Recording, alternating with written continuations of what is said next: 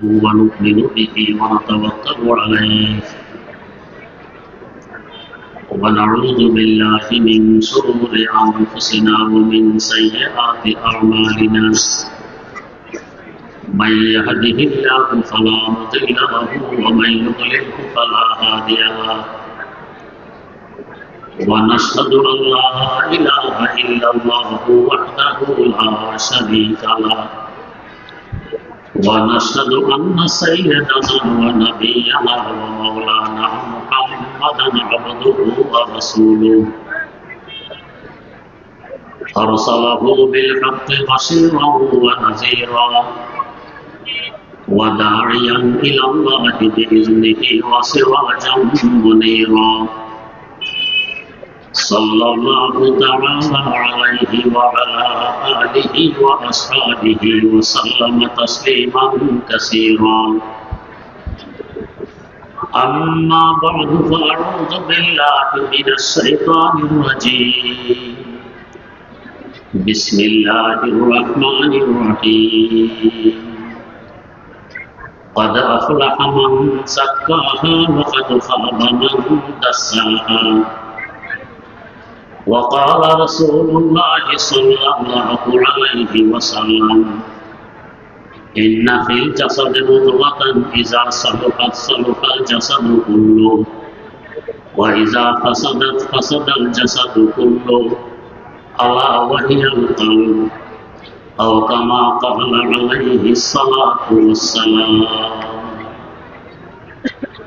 اللهم صل على سيدنا محمد وعلى آل سيدنا محمد كما صليت على سيدنا إبراهيم وعلى آل سيدنا إبراهيم إنك حميد مجيد اللهم بارك على سيدنا محمد وعلى آل سيدنا محمد كما باركت على سيدنا إبراهيم وعلى آل سيدنا إبراهيم إنك حميد مجيد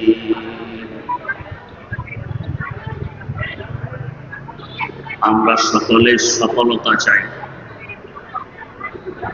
ব্যর্থ হই এই চাহিদা কারণ নয়, থাকারও কথা নয়। কিন্তু সফলতা কোন পথে ও কোন কাজে আমাদের ক্ষুদ্র বিবেক দ্বারা তা চিহ্নিত করা সম্ভব নয়। তাই তো দেখা গেছে যারা নিজ বিবেক নির্ভর, এদের কারো ধারণা স্বাস্থ্য ঠিক রাখতে পারার নাম সফলতা। তাই জায়গা জায়গায় লেখা থাকে স্বাস্থ্যই সকল সুখের মূল। ধারণাটি সঠিক নয়। কেন সঠিক নয়? যেমন ধরুন, এখানে যদি দুইজন জুতা চোর ধরা পড়ে, একজনের স্বাস্থ্য ভালো আরেকজনের স্বাস্থ্য ভালো নয়, কোন প্রকার জান আছে? বলুন তো, কিলঘুষি কে খাবে? যার স্বাস্থ্য ভালো সে। তো অপরাধ তো উভয়জনের সমান, এও জুতা চোর ও জুতা চোর। অপরাধ সমান হওয়া সত্ত্বেও একজন কিলঘুষি খেলো না, আরেকজন কিলঘুষি খেলো। এই কিলঘুষি কে টেনে আনে? স্বাস্থ্য। তো স্বাস্থ্য সকল সুখের মূল, কথা তো ঠিক রইল না। কিলঘুষি খাওয়া তো সুখ নয়, এটা দুঃখ। আবার কারোর ধারণা সম্পদ কামাই করতে পারার নাম সফলতা। তাই রাত দিন কিনার করে হালাল হারামের তোয়াক্কা না করে শুধু সম্পদের পিছনে দৌড়ে। এ ধারণাও সঠিক নয়। কেন সঠিক নয়? সফলতা তো বলা হবে কাঙ্ক্ষিত বস্তু হাতে আসার পর স্থায়ীভাবে ধরে রাখতে পারাকে। যেমন ধরুন, নদীতে মাছ মারতে গেলেন, একটি বিশাল বোয়াল মাছ পেয়ে আঞ্জা করে ধরে নদীর পাড়ে নিয়ে এসেছেন। মাছ রেখে মনের আনন্দে লাফালাফি আরম্ভ করে দিয়েছেন। বোয়ালেরও তো চক্ষু আছে। আপনাকে লাভ দিতে দেখে তারও লাভ দেওয়ার কথা মনে পড়ে গেছে, জোরসোরে 1 লাখ মারল, নদীতে পৌঁছে গেল। আপনি আপনার লাভ নিয়ে ব্যস্ত, ওর লাভ নিয়ে কামিয়াব। বলুন তো আপনার এটা কি সফলতা? না, বরং যে মোটেও পাইনি তার তুলনায় আপনার ব্যর্থতা অনেক বেশি। যে পরিমাণ আফসোস আপনি করবেন, এই পরিমাণ আফসোস তো ও করবে না যে পাইনি। এবারে আসুন, সম্পদ যদি কামাই করতেও পারি, স্থায়ীভাবে কি আমার কাছে রেখে দিতে পারবো? হয়তো সম্পদ আমাকে পথের ফকির বানিয়ে আরেকজনের কবলে চলে যাবে, অথবা সম্পদের পাহাড় আপন জায়গায় রেখে আমি কবর দেশে পৌঁছে যাব। এই 2 অবস্থা থেকে তো খালি নয়। যে তোমাদের মাল দৌলত ये तेरा शाही महल, ये तुम्हारे माल दौलत ये तेरा शाही महल, या वो तुझको छोड़ देगा या उसे छोड़ेगा तू। বোঝা গেছে সম্পদ কামাই করতে পারাও সফলতা নয়। আবার কারো ধারণা ক্ষমতা ধরে রাখতে পারার নাম সফলতা, এ ধারণাও সঠিক নয়। আমরা আমাদের ক্ষুদ্র জীবনে দেখেছি, গোটা পৃথিবীর দিকে তাকাই, আজ ক্ষমতায় কাল জেলখানায়, আজ ক্ষমতায় কাল ফাঁসির কাস্টে, আজ ক্ষমতায় কাল পলাতক। বোঝা গেল ক্ষমতা পাওয়াটা এটাও সফলতা নয়। তাহলে সফলতা কোথায়? আমাদের ক্ষুদ্র বিবেক দ্বারা সফলতার পথ চিনা, সফলতার কাজ চয়ন করা সম্ভব নয় বিধায় আল্লাহ রাব্বুল আলামিন মেহেরবানি পূর্বক সফলতার রাস্তাটা দেখাই দেন। তিনি বলেন, কদ আফলাহা মান যাক্কাহা। বান্দা, সফলতা খুঁজতেছ তোমার বাইরে, সফলতা তো তোমার ভিতরে। তোমার আত্মাকে যদি তুমি বিশুদ্ধ বানাইতে পারো তবে তুমি সফল কাম। ওয়াকাদ খাবা মান দাসাহা। আত্মা যদি কলুষিত হয়ে যায় তবে তুমি ব্যর্থ। আত্মাকে বিশুদ্ধ কিভাবে করব? কাকে বলে আত্মা বিশুদ্ধ করা? কথাটি বোঝার জন্য খুব খেয়াল করে কয়েকটি কথা শুনতে হবে। সে কথাগুলো হল, আল্লাহ পাক আমাদেরকে মোট 10টি বস্তু দিয়ে সৃষ্টি করেছেন। 4টি প্রসিদ্ধ, 6টি অপ্রসিদ্ধ। এই 10টি বস্তু যথাক্রমে আগুন, বাতাস, পানি, মাটি। এই 4 বস্তুর সমন্বয়ে একটি ভাব সৃষ্টি হয় যাকে বলে নফস। এই 5 বস্তু আমাদের ভিতরে, আরো 5 বস্তু আছে আমাদের বাইরে। ওই 5 বস্তু যথাক্রমে রূহ, কলব, সির, খফি ও আখফা। 5 বস্তু বাইরে। বাইরে কোথায়? এই কথাটি বোঝার জন্য একটু সূক্ষ্ম কথা বোঝা লাগবে। আমরা যেখানে বসবাস করছি এই জায়গাকে বলা হয় কুররায়ে আরদ, মাটির দেশ। আমাদের চতুর্দিকে অসংখ্য গণিত লক্ষ কোটি কিলোমিটার থেকে বেষ্টনে দিয়ে আছে কুররায়ে হাওয়া, বাতাসের দেশ, বাতাসের বাতাস। এর বাইরে অসংখ্য গণিত লক্ষ কোটি কিলোমিটার উপর দিয়ে বেষ্টনে দিয়ে আছে কুররায়ে জামহারির, ঠান্ডার দেশ। এর বাইরে অসংখ্য গণিত লক্ষ কোটি কিলোমিটার উপর দিয়ে বেষ্টনে দিয়ে আছে কুররায়ে নার, আগুনের দেশ। এর অসংখ্য গণিত লক্ষ কোটি কিলোমিটার উপর দিয়ে বেষ্টনে দিয়ে আছে প্রথম আকাশ। আকাশটি কত দূরে চিন্তা করুন। দারমি শরীফে হাদিস বর্ণিত, আমাদের জমিন থেকে আকাশের দূরত্ব যে পরিমাণ, আকাশটির মোটাও এই পরিমাণ। চিন্তা করুন কত মোটা। ভেঙে পড়ার সম্ভাবনা আছে। আমরা ঘরের ছাদ ঢালাই দেই 5 ইঞ্চি, 6 ইঞ্চি, 7 ইঞ্চি মোটা। আর আল্লাহ পাক জগতের ছাদ নির্মাণ করলেন মোটা কি পরিমাণ, জমিন থেকে আকাশের দূরত্ব যে পরিমাণ, মোটাও এই পরিমাণ। খুঁটি খাটি লাগবে। জমিনে বসরুয়া নাদ গেলা আসমানা বেসতু দারাদ নেগা, আসমানা বেসতু দারাদ নেগা। খুঁটে খাম্বা ব্যতীত ঝুলে রাখলেন, এত মোটা আকাশ। এরপরে আমাদের জমিন থেকে আকাশ যে পরিমাণ দূরত্বে, প্রথম আকাশের পিঠ থেকে দ্বিতীয় আকাশের পেট এই পরিমাণ দূরত্বে প্রথম আকাশকে বেষ্টনী দিয়ে গেছে, ফুটবলের নেই। ওই আকাশটিও ফাঁকা পরিমাণ মোটা। এভাবে তৃতীয় আকাশ, চতুর্থ আকাশ, পঞ্চম আকাশ, ষষ্ঠ আকাশ ও সপ্তম আকাশ।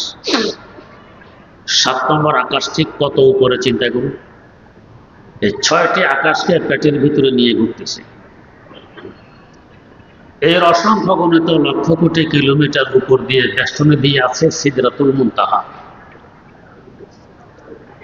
2 জগতের মধ্যবর্তী বর্ডার। নিম্ন জগৎ, ঊর্ধ্ব জগৎ, 2 জগতের মধ্যবর্তী বর্ডারের নাম সিদরাতুল মুনতাহা।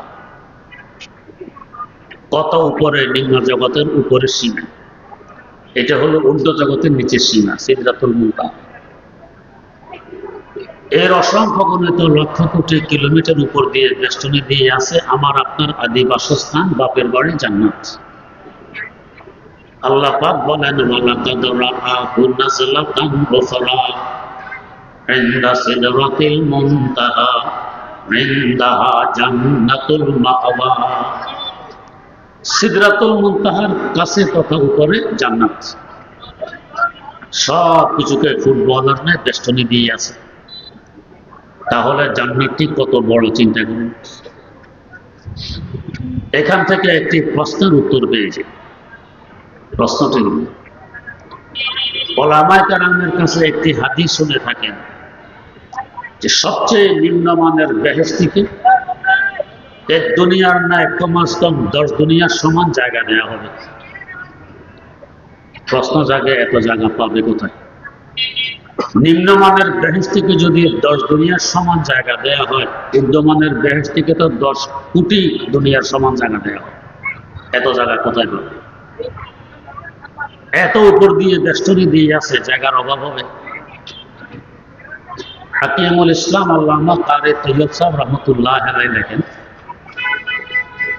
একবার হযরত জিবরাইল আমিন আলাইহিস সালাম আল্লাহ পাকের দরবারে দরখাস্ত দিলেন, আল্লাহ নেককার মুমিনদের জন্য জান্নাত সাজিয়ে রেখেছেন, একটু দেখে আসতে মন চায়।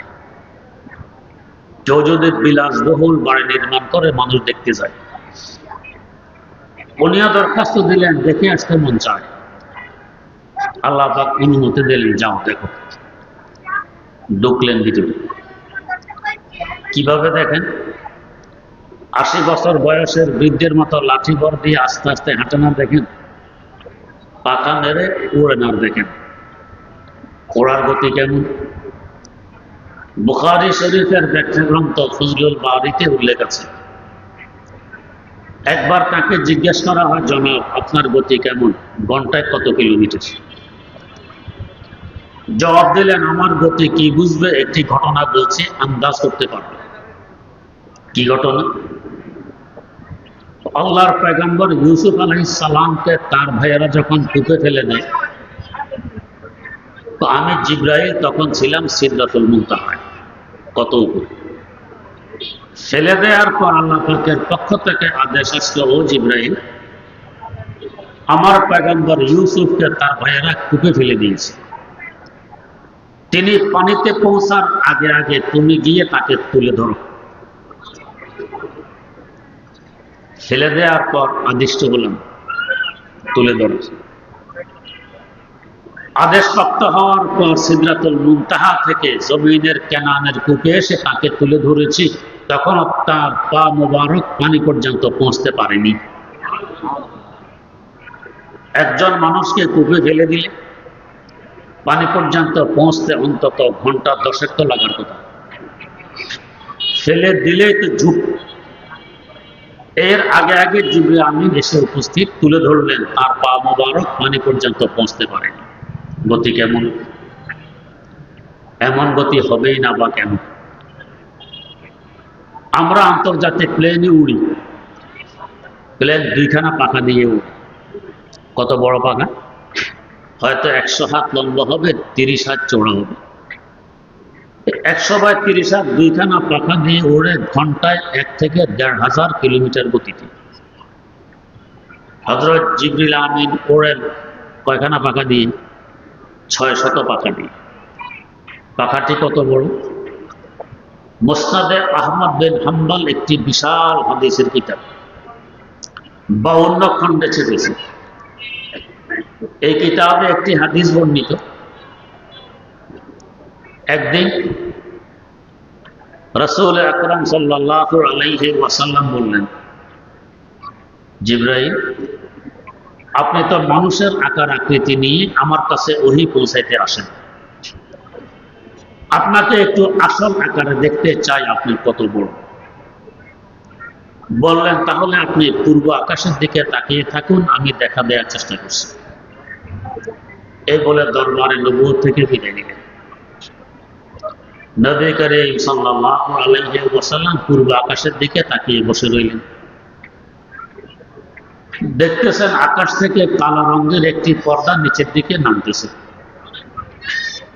নামতে নামতে জমিনে এসে ঠেকলো, উপরের দিক খালি হলো না। এভাবে আকাশ থেকে জমিন, দক্ষিণ মেরু থেকে উত্তর মেরু, পুরা খালি জায়গাটি ভরাট হয়ে গেছে পর্দা দ্বারা। কিছুক্ষণ পর আবার পর্দাটি সরে যায়। এর অল্পক্ষণের মধ্যে দেখতেছেন হযরত জিবরাইল আমিন আলাইহিস সালাম আগের আকার আকৃতি নিয়ে হুজুরের সামনে হাজির। হুজুর বললেন, পূর্ব আকাশের দিকে তাকিয়ে থাকলে আপনাকে আসল আকারে দেখা যাবে বললেন। তাকিয়ে রইলাম, কই দেখা তো দিলেন না। বললেন, কেন, কিছুই দেখেননি? একটি পর্দা দেখেছি মাত্র। কেমন দেখলেন? দেখলাম আকাশ থেকে নিচের দিকে নামলো, জমিনে এসে ঠেকল, উপরের দিক খালি হলো না। এভাবে আকাশ থেকে জমিন, দক্ষিণ মেরু থেকে উত্তর মেরু, পুরা খালি জায়গাটি ভরাট হয়ে গেছে এই পর্দা দ্বারা। এই তো দেখলাম। এরপর আবার পর্দাটি সরে যায়। হযরত জিবরিল আমিন বলেন, ও আল্লাহর রাসূল, এটি কোনো পর্দা ছিল না, ছিল আমি জিবরাইলের একখানা পাখা। একটি পাখাকে তার আসল আকার দিয়ে নিচে নামাইল। এতে আকাশ থেকে জমিন, দক্ষিণ মেরু থেকে উত্তর মেরু, পুরা খালি জায়গাটি ভরাট হয়ে গেছে। এমন বিরাট বিশাল পাখা আল্লাহ পাক আমাকে দান করেছেন মোট 600 খানা। বাকি 599টি পাখা কোথায় রাখবো সেই জায়গা তো এখানে নেই। এমন বিরাট বিশাল পাখা মেরে যিনি উড়বেন, তার উড়ার গতি কেমন হবে? এই গতিতে তিনি উঠতেছেন আর দেখতেছেন বেহেশত। কয়েক লক্ষ বছর যাবত উড়ার পর জিজ্ঞেস করতেছেন, আল্লাহ, বেহেশতের ওই কিনারা আর কত দূরে? কত বড় বেহেশত চিন্তা করি। তো 10 দুনিয়া কেন, 10 কোটি দুনিয়াও যদি একজনকে দিয়ে দেয়, জায়গা টান পড়বে। এর অসংখ্য গুণিত লক্ষ কোটি কিলোমিটার উপর দিয়ে বেষ্টনী দিয়ে আছে আল্লাহ পাকের কুরসি।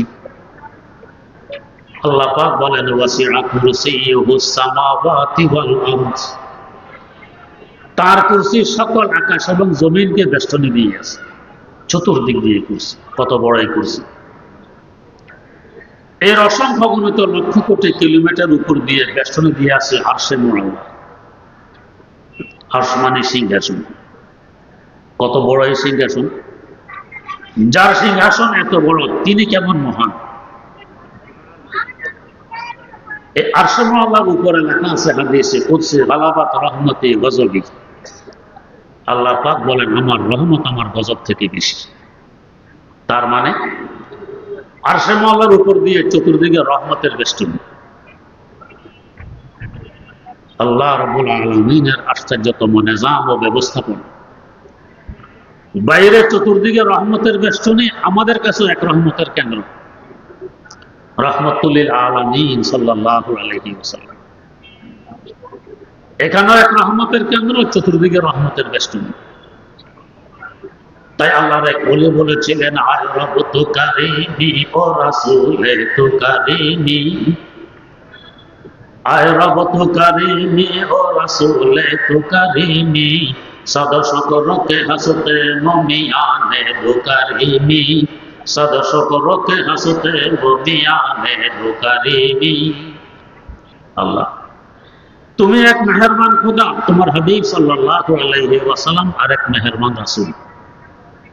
দুই মেহেরবানের মধ্যখানে আমি গুনাহগার, আশাবাদী আমাকে ফেলে দিতে পারবে।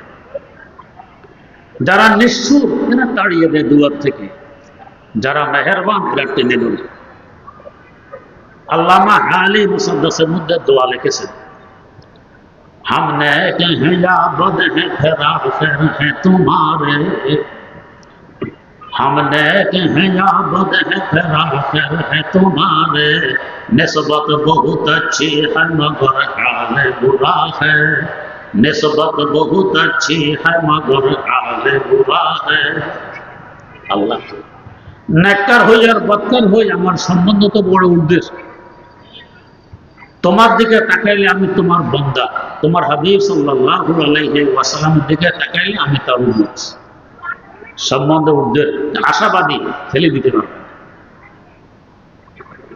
তো আরশে আল্লাহর উপরে রহমতের বেষ্টনী, আমাদের কাছে রহমতের কেন্দ্র। না হয় বলতে গেলে গোটা দুনিয়া নাফরমানির অন্ধকারে নিমজ্জিত। বর্তমান বিশ্বে প্রায় 750 কোটির মতো মানুষ আমরা বসবাস করছি। এদের মধ্যে 550 কোটিরও বেশি হলো কাফের, মুশরিক, নাস্তিক, মুরতাদ। 200 কোটিরও কম মুসলমান। তাও আদম শুমারি হিসেবে। এই শুমারিতে তাসলিমা নাসরিনও আছে, ডক্টর আহমদ শরীফ সাহেবও আছে। বাস্তবে মুমিন কয়জন? যে কয়জনকে মুমিন পাওয়া যাবে তারাও গুনাহ থেকে বাঁচে কয়জন? বলতে গেলে গোটা দুনিয়া নাফরমানের অন্ধকারে নিমজ্জিত। এরপরও আমাদের থাকা, খাওয়া, পড়া, সুখ, শান্তি ও রিজিক সব কিছু আল্লাহ পাক দিয়ে চলছেন। কেন? এখানেও রহমত, উপরেও রহমতের বেষ্টনী। তবে সব চলছে, না হয় এক ফোঁটা পানি পাওয়ার মতো যোগ্যতা আমাদের নেই।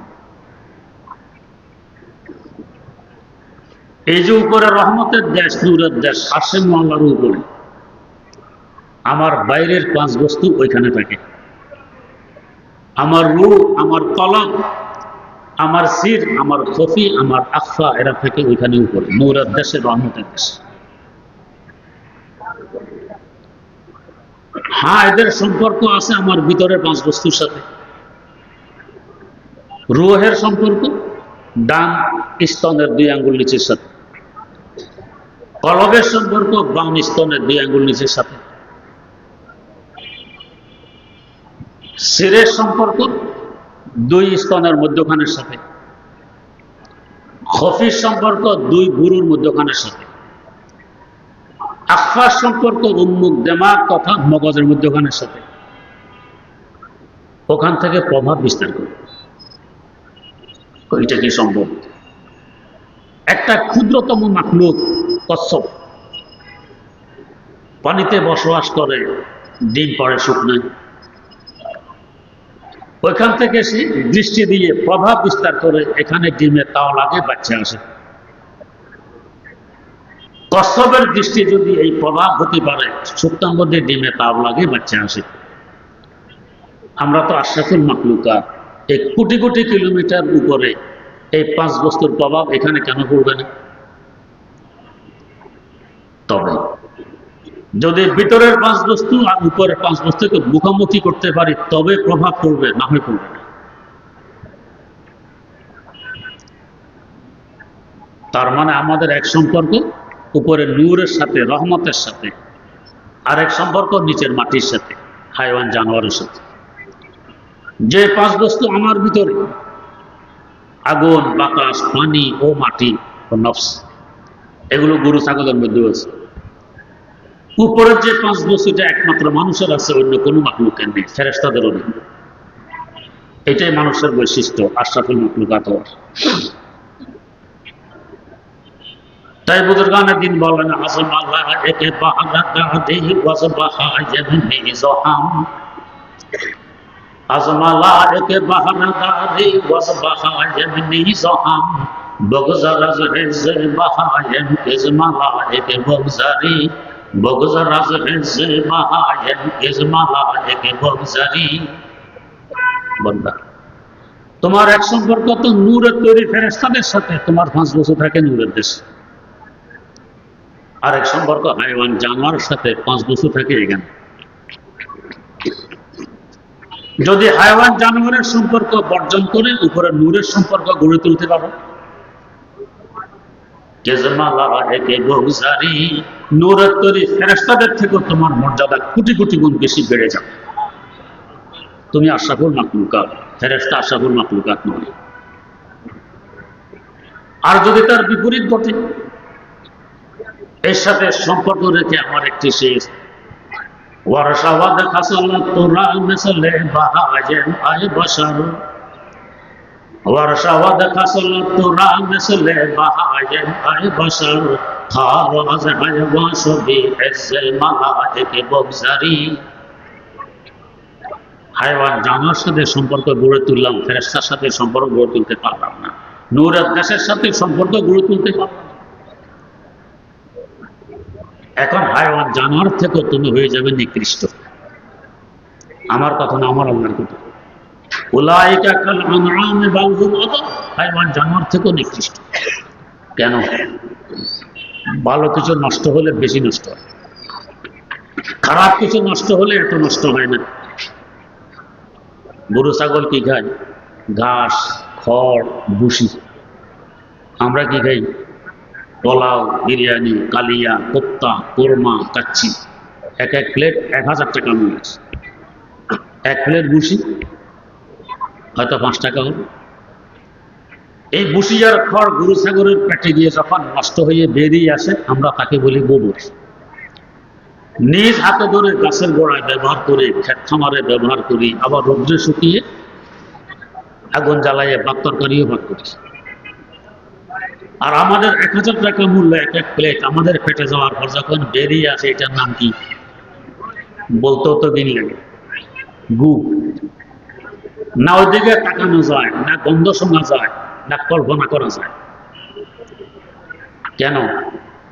যদি বলি ভাই এটা গতকালকে 1000 টাকা মূল্য ছিল, আজকের প্লেট 10 টাকা দিলে হবে, নিয়ে যাবে, নিবে গু। এত কম দাম কেন? বেশি দাম ছিল।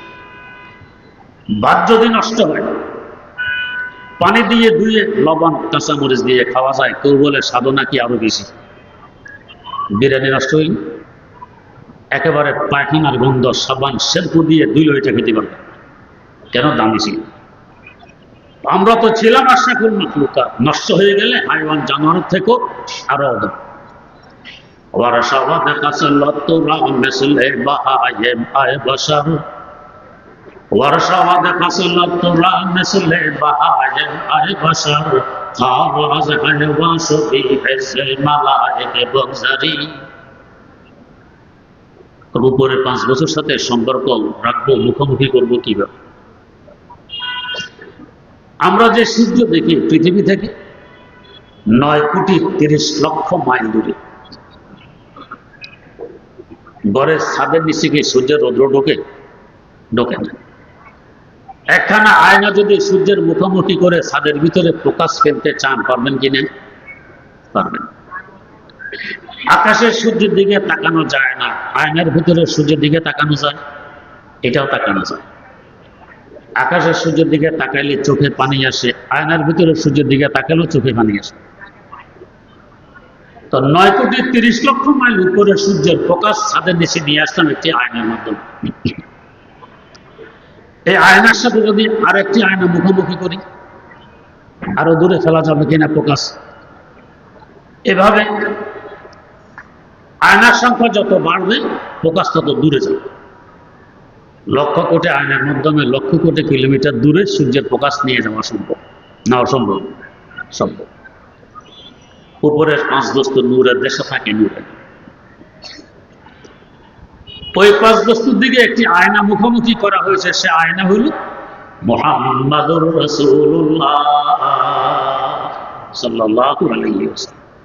তার কলম মুবারক, তার কলম মুবারকের উপরে 5 বছর নূর টেনে নিয়ে এসেছে এখানে, তার ফোকাস এখানে করছে। তার কলমের সাথে মুখোমুখি 100 লক্ষ সাহাবায়ে কেরামের কলম মুবারক, নূর এখানে এসে পড়ছে। 100 লক্ষ সাহাবায়ে কেরাম সব জান্নাতি হয়ে গেছে। কুল সাহাবারা দিলাম আইয়া যে জান্নাতি হাসতাম দেবে শক জুমলা শাম در حق شعبد گمانی ہم کن نیز گاہے بزبانی ہم کن جملہ لغزش ہائے شامر خستدان نص قرآن و حدیث مدبران। অতএব সাহাবায়ে কেরাম সম্পর্কে সমালোচনা করা যাবে না, তাদের এক চুল পরিমাণ ক্ষতি হবে না, ধ্বংস হবে আমার ঈমান। সাহাবায়ে কেরামের কলমের সাথে মুখোমুখি তাবেঈনদের কলম। এভাবে আস্তে আস্তে আল্লাহ ওয়ালাদের কলমের মাধ্যমে আমার আপনার কলম যদি আল্লাহ ওয়ালাদের কলমের মুখোমুখি করতে পারি, অসংখ্য গণিত লক্ষ কোটি কিলোমিটার উপরে আরশে মাওলার উপরের 5 বস্তু নূর আর রহমত আমার ভিতরের 5 বস্তুর মধ্যে প্রভাব বিস্তার করতে পারে। যদি প্রভাব বিস্তার করতে পারে, এটা হলো আমার আত্মা এখন বিশুদ্ধ হয়েছে। না পারলে আমার আত্মা কলুষিত। তাই বুজুর্গানের দিন বলেন, রক্তে দাদি সে না রাবা সে না এ রক্তে চুবা আয় না এ বা আয় না এ রক্তে চুবা আয় না এ বা আয় না এ। এক এক আয়নার সাথে যোগাযোগের মাধ্যমে লক্ষ কোটি কিলোমিটার দূরে সূর্যের প্রকাশ নিয়ে যাওয়া যায়। অসংখ্য কলবের মাধ্যমে আরশে মাওলার উপরে 5 বস্তু নূর আমার ভিতরে পৌঁছতে পারে। এই 5 বস্তু নূরানি হতে পারে, রহমতুল্লাহ হতে পারে। বুঝলো কিভাবে আত্মা বিশুদ্ধ হইল কিনা? আগে গান গাইতে ভালো লাগতো, এখন কোরআন শরীফ তেলাওয়াত করতে ভালো লাগে। আগে গান শুনতে ভালো লাগতো, এখন ওয়াজ নসিহত শুনতে ভালো লাগে। আগে সিনেমা হলে ঢুকতে মন চাইতো, এখন মসজিদে ঢুকতে মন চায়। আগে আলেম ওলামার বিদ্বেষ পোষণ করতাম, এখন এদেরকে দেখতে ভালো লাগে, তাদের কাছে গণে। বুঝবো আত্মা বিশুদ্ধ হয়ে গেছে।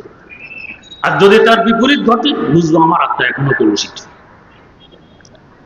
আল্লাহ রাব্বুল আলামিন এমন একজন হক্কানি আল্লাহ ওয়ালার মাধ্যমে আমাদের আত্মাকে সহজে বিশুদ্ধ করার তৌফিক দান করেন। সুবহানাল্লাহি ওয়া বিহামদিহি সুবহানাকাল্লাহুম্মা ওয়া বিহামদিক আশহাদু আল্লা ইলাহা ইল্লা আনতা আস্তাগফিরুকা ওয়া আতুবু ইলাইক। আলহামদুলিল্লাহি রাব্বিল আলামিন والصلاة والسلام على أشرف الأنبياء والمرسلين سيدنا ومولانا محمد وعلى آله وأصحابه أجمعين. ربنا آتنا في الدنيا حسنة وفي الآخرة حسنة وقنا عذاب النار. ربنا ظلمنا أنفسنا وإن لم تغفر لنا وترحمنا لنكونن من الخاسرين. رب ارحمهما كما ربياني صغيرا رب ارحمهما كما ربياني صغيرا.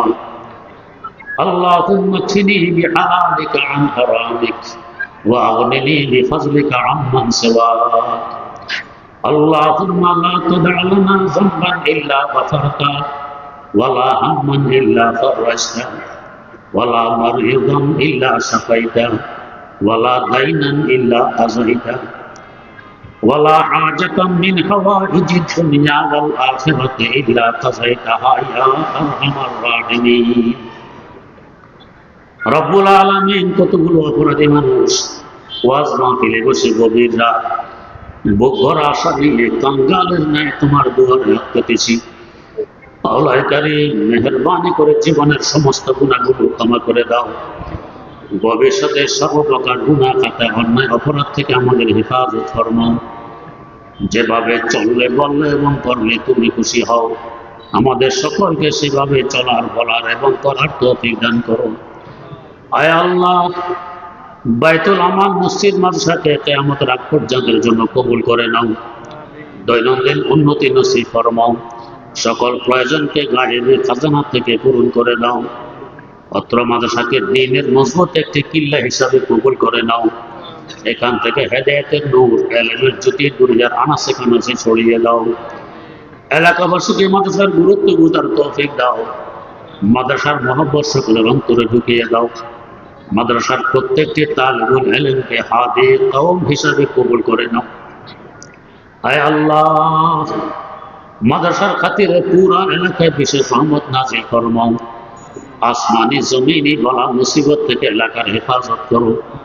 এলাকার জমিনের নিচে যত মুসলমান নরনারী কবর দেশের বাসিন্দা হয়ে আছে, মাদ্রাসা আজকের মাহফিলের সওয়াব সকলের কবরে পৌঁছিয়ে দাও। কবরগুলোকে বেহেশতে গুলজারে পরিণত করে দাও। আয় আল্লাহ, মেহেরবানি করে আমাদেরকে তোমার বানায় নাও, তুমি আমাদের হয়ে যাও। কদমে কদমে দস্তগিরি ফরমাও। ইজ্জত আবরু জিন্দগি নসিব করো। বুক ফুলিয়ে চলার তৌফিক দাও। আয় আল্লাহ, বিনা হিসাবে জান্নাতুল ফেরদাউসের মালিক বানিয়ে দাও। জান্নাতে বারবার তোমার দিদার নসিব ফরমাও। আয় আল্লাহ, সুস্থতার সাথে বরকতময় জীবন নসিব করো। জীবনের সকল ন্যায় দোয়াগুলোকে কবুল করে নাও। ও মালিকা জিকির তো গুয়ম কে তু পাকি ও খুদাই, মালিকা জিকির তো গুয়ম কে তু পাকি ও খুদাই, নারাওয়াম বুজুজারা কে তোমারা নুমাই, নারাওয়াম বুজুজারা কে তোমারা নুমাই। আমাদের গাহে তু জুয়ম, আমাদের গাহে তু গুয়ম, আমাতোড়ে দে তো গুয়ম কে বতোড়ে দে সাজাই, আমাতোড়ে দে তো গুয়ম কে বতোড়ে দে সাজাই। বারে আজ কোরদান খুফতান, বারে আজ তোহমতে মুরদান, বারে আজ এজজ নায়াজে, বারে আজ আয়ব খাতাই। हमारा अल्ब तू दानी, हमारा अल्ब तू खूशी, हमारा रिस्क रसानी, हमारा जुद अताई। तू जना जुफ्त न जोए तो फरो खुफ्त न खाही, अहदा बेजनो जुफ्ते मालिका काम रवाई, अहदा बेजनो जुफ्ते मालिका काम रवाई। नबुदे खल्क़ तू बूदी, नबुद खल्क़ तू बासी, न तो खेज़े न नशेने, न तो काही न फसाई। तो खुदावंद यमीनी, तो खुदावंद यसारी, तो खुदावंद ज़मीनी, तो खुदावंद समाई, तो खुदावंद ज़मीनी, तो खुदावंद समाई। तो करेनी तो रहीमी तो समीरी तो बसीरी, तो नुमाइंदा ये फज़ली तो सज़ावार खुदाई, तो मुइज़्ज़ी तो मुज़ल्ली मालिकुल अर्श वजाई। अहदन लैसा कमिस्ली समदन लैसा कफ़ज़ली, लिमनिल मुल्कु तो गोई के सज़ावार खुदाई। न तुआ वस्फ तु गुफ्तन के तु दर वस्फ न गुंजी, न तुआ शरह तु करदम के तु दर शरह न यारी, न तुआ शरह तु करदम के तु दर शरह न यारी। लबदंदान दिलावर हम तोड़ी दे तु भूयंस, मगर आते से दो जबू अदश सुधर, मगर हज़रत से दो ज़बू अदश सूद रहाई, मगर हज़रत से दो ज़बू अदश सूद रहाई। रब्बना तक़ब्बल मिन्ना इन्नका अंतस समीउल अलीम, व तुब अलैना इन्नका अंतत तव्वाबुर रहीम। सुब्हान रब्बिका रब्बिल इज़्ज़ति अम्मा यसिफून, व सलामुन अलल मुरसलीन, वल्हम्दुलिल्लाहि रब्बिल आलमीन।